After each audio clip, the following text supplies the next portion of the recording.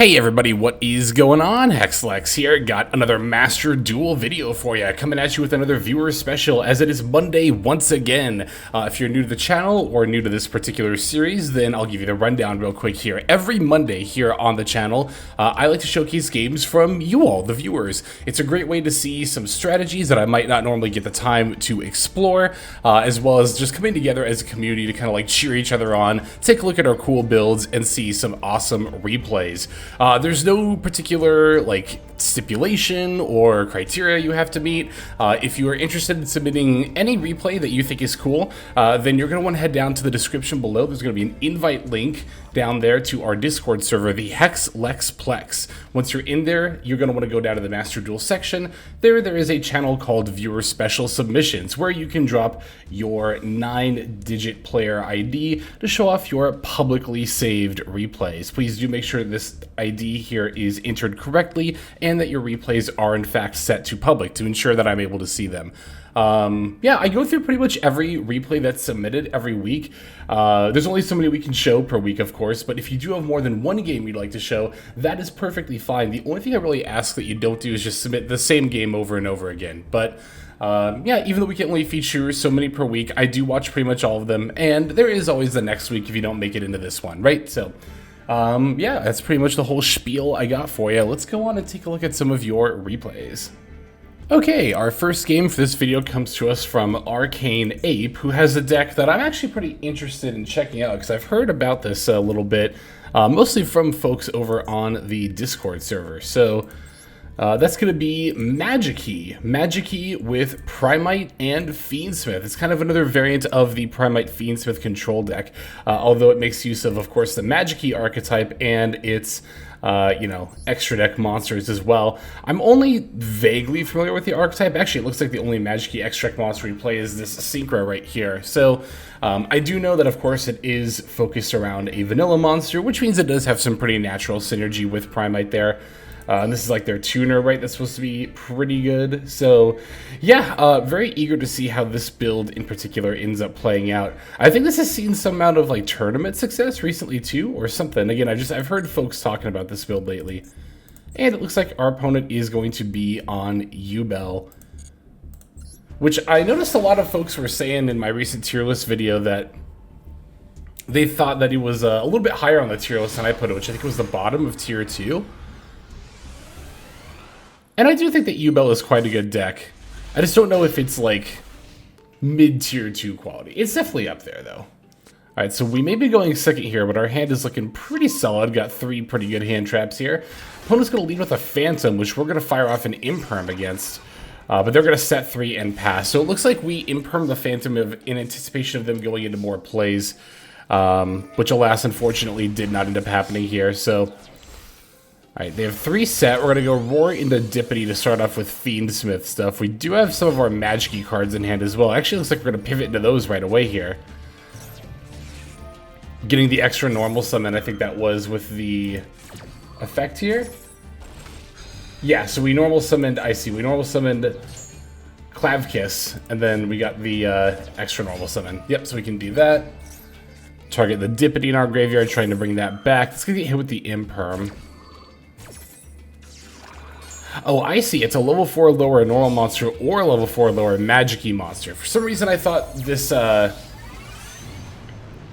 For some reason, I thought this guy only brought back a level 4 or lower Magikey normal monster, but it is one or the other. That does actually make the synergy make a lot more sense to me, because if the Maftiel, I'm assuming that's how you say it, had resolved there, we could have gotten back Dippity and potentially even pivoted into more Fiendsmith stuff if we really wanted to. So yeah, it's kind of nice to see how all of these, you know, synergize with each other.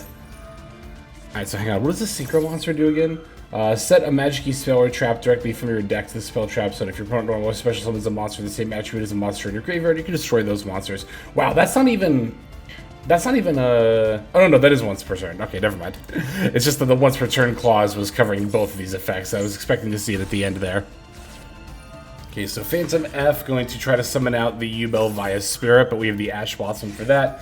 They're going to throw out a Crossout Designator here, but we get to fire off the Max C, getting a draw out of this. So Our opponent's going to be on one U-Bell and nothing else. We're going to be on our Magikey Synchro and the top deck here. So a little bit of a top deck war going on here, but we seem pretty favored here.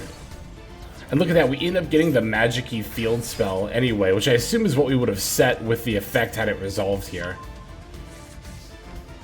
Setting the Imperm before passing. That Imperm is going to prove to be pretty valuable here against the Terror Incarnate. Opponent top decking opening is certainly not ideal for us. That's actually really bad. They're going to get to go into some plays here. Although the Primite Roar should be very helpful without the Dark Beckoning Beast. Oh, I see. Okay, so we're going to Imperm and Roar the Beckoning Beast to ensure that they have absolutely no plays whatsoever. That does mean that the... Oh, no. Hang on, I screwed up completely. Because I didn't realize that Roar could be used against any card, is that right? Banish one monster from the field with less attack. Yeah, so you don't even have to banish the monster that was summoned off of Roar, which I thought was the case. So we actually end up using Roar to out the Terror Incarnate and then Imperming the Dark Beckoning Beast.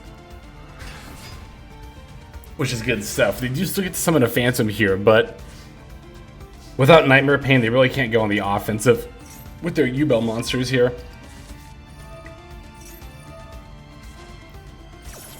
Okay, so they're going to Phantom, once again, our effect trying to set a... I think that's the effect to set from the deck, right?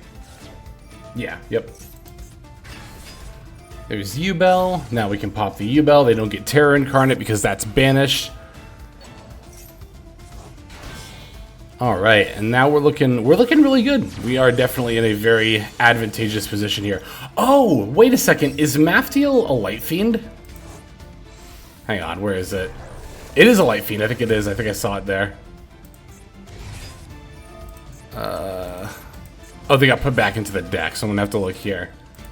Yeah, look at that, Light Fiend. So yet another way in which all of these archetypes synergize with one another.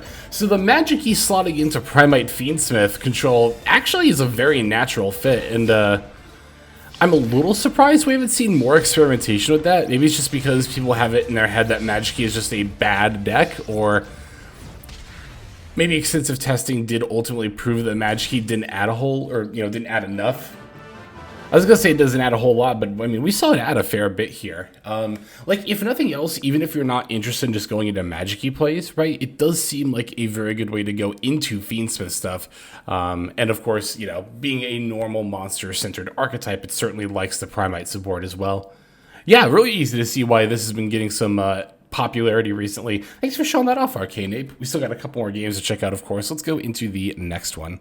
Okay, our next duel comes to us from Zonai. Zonai has a game where they are going to be playing, I don't know why I said that with a country accent, where they are going to be playing Millennium Fiendsmith Tier Limit. So, yeah, the Fiendsmith engine in Tier Limit has remained decently popular thanks to Pilgrim Reaper, which was actually being used in Snake Eye variants as well in order to mill your 3 copies of Original Sinful Spoils. But of course, Pilgrim Reaper, very good in Tier Limit, where milling cards in general is just quite good. So, not as good as the guaranteed milling of a Fuser via Beatrice, of course, but Pilgrim Reaper is not a bad second option by any means. So, that's where the Fiendsmith package comes in, and as always, the Millennium package is able to go into the Fiendsmith stuff very easily, giving us even more potential starters for our deck here. Looks like we're on a pretty nice, tight 40-card list. I really like this here. And our opponent, it looks like, is going to be on Snake Eye. It looks like they are on Fiendsmith Millennium Snake Eye. Yeah, pretty standard variant here. Alright, let's go ahead and check this out. Now, we're going second, and you might have noticed up there the total number of turns is only 1. This is going to be a turn 0 victory, which I thought was interesting enough of a premise to show off here. Let's see how this one ends up panning out. Zonai mentioned in their notes that it's pretty much Havness Turbo, which we do see the Havness in the opening hand here. Alright, let's see what they end up doing. Here's Sengenjin Wakes from a Millennium. It's going to activate in order to special summon here. I don't remember if our opponent was on the Chorozo engine or not. Okay, there's the Golem. Golem F to summon. That, of course, is going to get the Wedju Temple. Can't activate Havness just yet, because they haven't activated a monster effect yet. I think it's actually specifically a monster effect on the field, right? Yes, okay. Yeah, if you're wondering, like, but hey, did they use the, you know, Millennium Monsters effects? Well, those are continuous spell effects. So even the search part, because it's all one effect, to summon from the spell trap zone and then do the search, so... Yeah, looks like Fiendsmith's Requiem is going to be our first chance to activate the Havness here, as that'll be the first effect our opponent has activated on the field. Yep, and there we go. Havness is going to fire off in response. Milling Fairy Tale Snow and Tear Cash. Pretty good, actually. Tear Cash gets us more mills, and if we keep milling at this rate, we could potentially even summon Fairy Tale Snow. There is the Shiren, so we get to start fusion summoning here. We're going to fuse the Shiren with the Havness, of course, in order to go for the Kit Kolos. Now, here's something interesting. If we really wanted to... Yeah, okay, so here we go. There's Rhino Heart, because we have the Meta Noise in hand. We could get another mill going. We could maybe even mill the Havness here and summon Roll Kolos, potentially, is what I was going to say, which could act as disruption during the opponent's turn. We'll see how this ends up panning out. Yep, there's the Havness milled off of Rhino Heart. Havness and Tear Cash Fs both get to activate here, letting us mill even more, as well as the Havness effect to fuse. Yep, and then sure enough, that is going to be Roll Kolos coming out here. Alright, now, Tear Cash F activates. So, quite the amount of turn 0 plays here off that one Havness. That was actually just insane. So, basically what we have established here is we can now negate an effect that includes an effect that special summons a monster. And on top of that, we also have the Fairy Tale Snow set up in our graveyard, with 6 other cards to banish in the yard. And it's not that, inconceivable to give up one of our cards in hand or field. So we actually have, on turn 0, 2 forms of disruption to stop our opponent's plays. Let's see how we end up making use of those. Alright, so here's the Engraver F. Requiem effect activating to equip. Engraver effect activating. I really don't know what they hope to accomplish, because Roll Kolos is just going to come right back. Yep. And we have other tier limit cards to send with Roll Kolos. She doesn't have to send herself here. I imagine we're saving Roll Kolos for this sequence. Yes, sounds pretty good to me. And then now if they happen to have a follow-up, we can still use Fairy Tale Snow if need be in order to take care of that. Here is their follow-up, the Snake Eye Oak, and as mentioned before, we're going to banish our graveyard plus 1 card from hand in order to summon the Fairy Tale Snow, turn that Oak face down, and then they concede. Yep, because they are out of plays. They've used their normal summon, they've exhausted the Millennium Engine, they've exhausted the Fiendsmith Engine. They would have needed to have had like Bonfire or OSS or Wanted or Diabell Star. Which, I mean, that is still, like, what, 6 cards in the deck? So they did actually still have the ability to extend it potentially, but thankfully neither of those were among the last 2 cards remaining in our opponent's hand. So they're going to end up, well, disconnecting, quote unquote, there. But that was really cool. That was awesome. Thank you very much for submitting that turn 0 finish with tier limits, showing even with the deck heavily limited, it is still a force to be reckoned with. All right, we have time for one more replay, so let's finish off with that one. And our final game for this one comes to us from Tusio. So Tusio's got a game with Primate Fiendsmith control, I believe. Yes, looks like that is the case here. Featuring, of course, our friend Dippity.